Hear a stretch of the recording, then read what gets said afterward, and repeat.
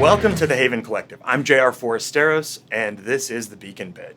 Today we're exploring the reaction of the attendees of the funeral for the whore of Babylon that we find in Revelation chapter 17 as we talk about the next tool in the fascist playbook, which is victimhood. In January of 2022, when at the time, former president, I guess former and future president, Donald Trump was under investigation, he claimed that he was the victim of racism. Here's what he said. "These prosecutors are vicious, horrible people. They're racists and they're very sick. They're mentally sick. In reality, they're not after me. They're after you." I want to ask the question, how do we know who is under attack? How do we know who the victim of racism is? How do we know when someone is truly a victim of the powers that be?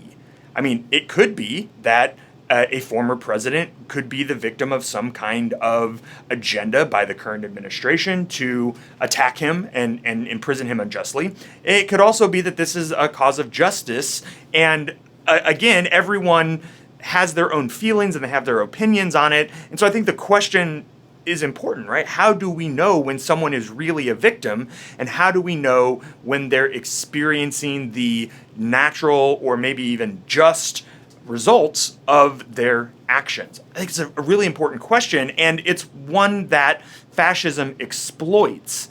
Here's what Jason Sandley has to say about victimhood in his book. "Understanding the dynamics of power in a society is crucial to assessing claims of victimhood." For Stanley, we have to understand power dynamics. We have to understand who has authority and who doesn't, who has influence and who doesn't, who has the ability to protect themselves and who is vulnerable. If we don't understand that, then we don't have any platform from which to gauge who is truly a victim and who is receiving justice. And that's really important because when we allow our emotions to lead, when we allow how we feel or how another person feels to determine whether or not we're being attacked, that can actually hide the truth of what's really just from us. Again, here's Stanley. "Rectifying unjust inequalities will always bring pain to those who benefited from such injustices. This pain will inevitably be experienced by some as oppression. The sense of loss, which is genuine, is manipulated in fascist politics into aggrieved victimhood and exploited to justify past, continuing, or new forms of oppression." This is so important. It's something that I've personally been haunted by for a number of years now, that anytime we experience injustice, it's because there's an imbalance. Some people have more or receive more, and other people receive less. And so when those things are leveled out, there is an actual experience of loss by the people who have more.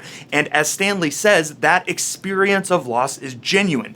Even if it's ultimately just, even if it's ultimately what should be happening, that experience of loss is real. And if we trivialize that or rush past it, it can feel as though we are adding insult to injury for those people who are experiencing loss. And I think this is exactly what we see at the end of Revelation 17. Last week, we looked at the funeral and we saw all of these people who were grieving. And we observed that the people who were grieving were people who were profiting, they were benefiting from the rule of the empire, in this case Rome, right? But we could look at the same thing today. People who benefited from the way the U.S.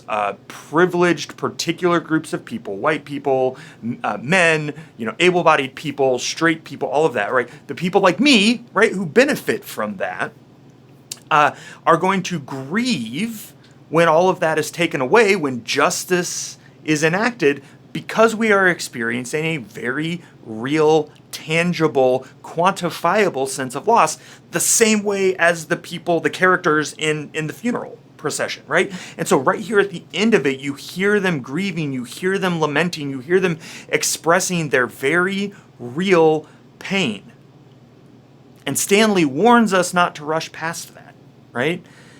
Now, what I think is really provocative about the fact that this funeral is put in the middle of the book of Revelation is obviously for the people of God, this is a time to rejoice.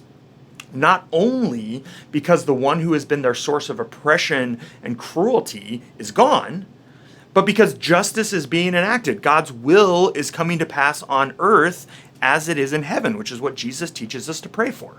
So this is a time for rejoicing. But on the other hand, we are seeing real pain being experienced in this funeral. And so it can feel a little bad to rejoice at what some other people are grieving, right? And I think this is what fascism enjoys capitalizing on when we hear claims of something like reverse racism, right? Whenever DEI is attacked as racist against white people, or when Donald Trump said that the prosecutors who are targeting him are racist, that they're targeting him somehow because he's a white man or something like that, right? They capitalize on this feeling of loss that is genuine, but then they turn it into something else. They use it as a way to drive a wedge between people who are becoming equalized and taking the people who are experiencing the loss and helping them to vilify the people who are finally getting close to having equal footing. So it can be dangerous to rejoice when we see justice being enacted, because the people who are experiencing loss mostly still do have a lot of that power, and they can still be in positions where if they are manipulated into siding with the oppressor, they can still do a lot of harm. So I think the question that we have before us is, how do we interact with these people who are being fed a victim narrative? People whose real pain and loss are being exploited to pit them against other people who are experiencing, maybe for the first time in their lives, some taste of justice. Well, I think the answer is empathy. I can recognize and resonate with a person's sense of loss. I can imagine how painful that is, while also agreeing that it's probably something that needed to happen, right? That this is a good pain that we are experiencing for a collective good. I don't think that it's that different from the sort of old gym adage, no pain, no gain, right?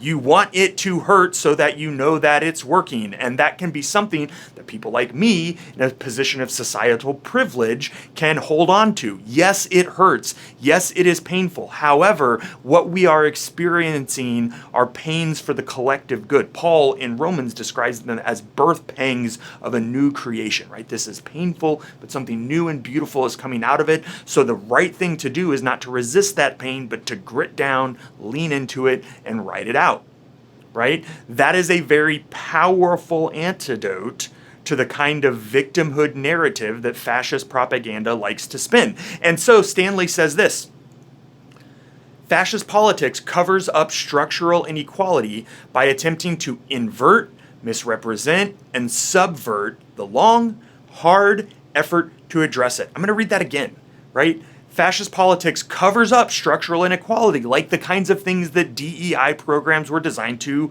address. How does it cover them up? By attempting to invert, reverse racism, right? Misrepresent, it's an attack on white people, and subvert the long, hard effort to address it. Friends, we have to be able to name this false victimhood narrative, and we have to be able to engage it with kindness. We have to recognize, yet again, a theme that we're seeing over and over in this series, that there are real emotions behind it, and that we often cannot logic or reason our way out of an emotional problem. We have to love our way out. What specifically that looks like is what we're going to explore in our Beacon gatherings this week. I look forward to exploring that with you. Until then, grace and peace be with you.